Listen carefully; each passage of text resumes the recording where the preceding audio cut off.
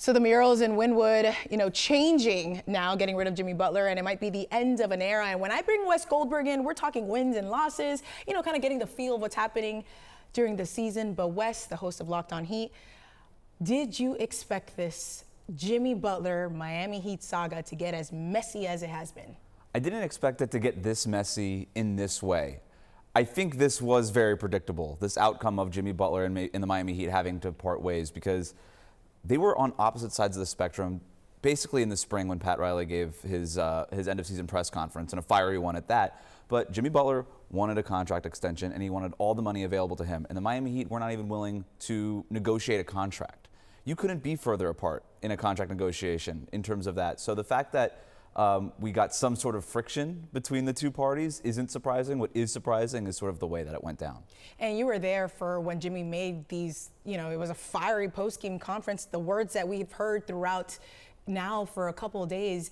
What's surprising the most is he's not playing on chump change. It's $48 million with a little bit of this, and then the player option, obviously that's not going to happen.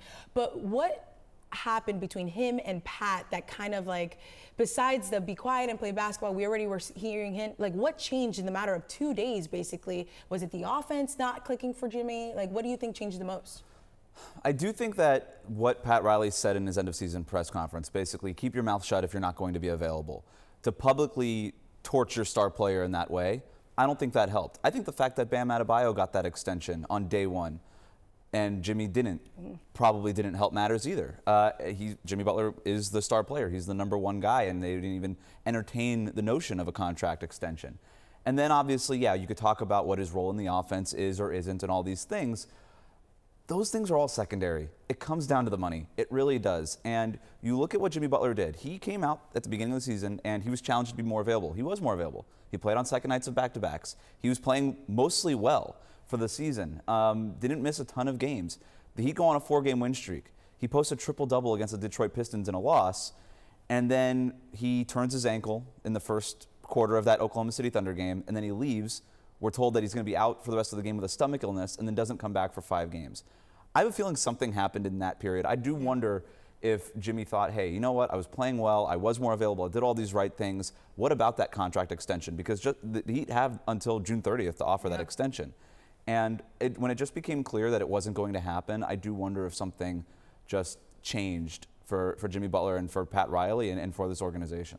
And I think thinking about the organization, we know that there's no I in team, so the rest of the players were kind of put in that rough spot. Obviously, the captain, Bam Adebayo, to me, the most telling thing was when he was asked in last night's loss post-game presser, have you talked to Jimmy? And he said no. And can you tell us a little bit about what the locker room has kind of been like in the past couple of weeks? I know you're there a lot for these games.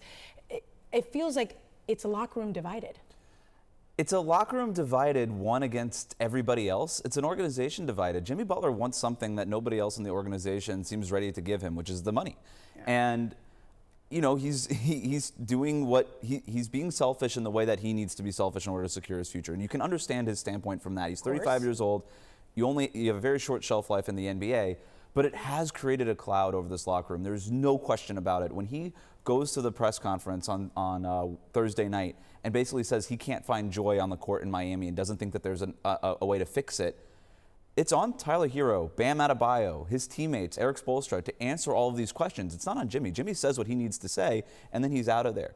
And then everybody else is sort of left dealing with the fallout. There is no question it's been awkward, and it's why I think the Heat, and you see Pat Riley, change that stance of, a week ago, we are not trading Jimmy Butler, to we are now listening to trade offers for Jimmy Butler. It's because this team still wants to make the playoffs. They still want to compete, and they still want to do right by the guys in that locker room. Of course. A 3-time All-Star like Bam Adebayo, perhaps a soon-to-be All-Star like Tyler Hero.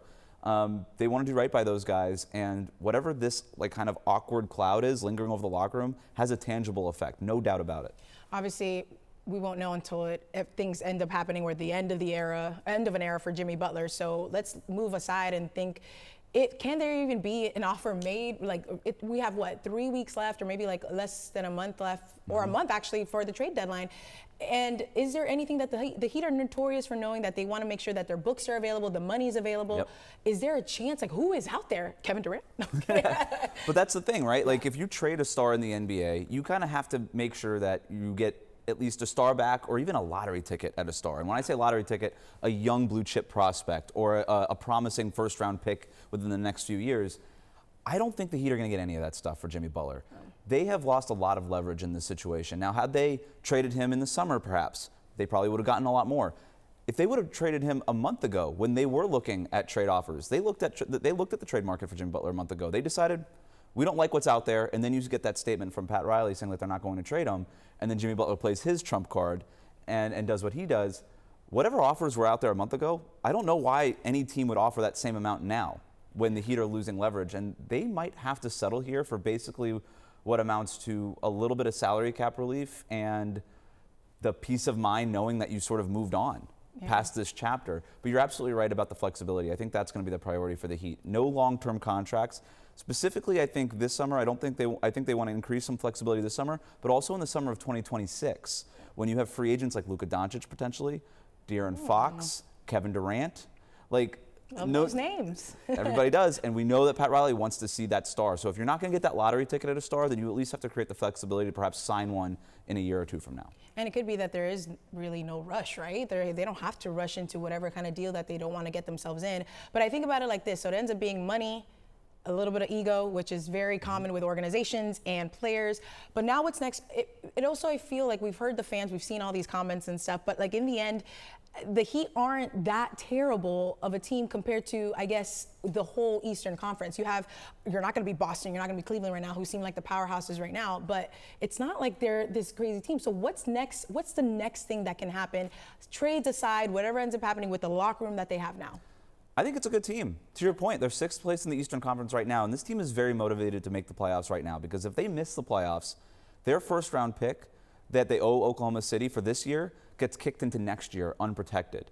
And then what happens there is then, because of these step-in rules, and it's all this complicated NBA jargon, but essentially their 2027 first-round pick that they owe to Charlotte for the Terry Rozier trade, that gets kicked over to 2028, and that's also unprotected. And these unprotected picks can obviously fall anywhere from 1 to 30. There's a lot of risk inherent in that, especially if you're trading away your best player and you're not really sure what the future looks like exactly. And so this team is very motivated to make the playoffs. So if you do trade Jimmy Butler, you want to at least get a role player back, somebody who could be helpful. And I do think that this team, if you get a role player or two back, and we're not even talking about a star even on the same page as Jimmy Butler, but a couple of good role players in a locker room with Bam, Tyler Hero, coached by Eric Spoelstra, with these young guys, Nikola Jovic, Jaime Jaquez, Khalil Ware, kind of coming into their own. Their best basketball is still ahead of them in this season.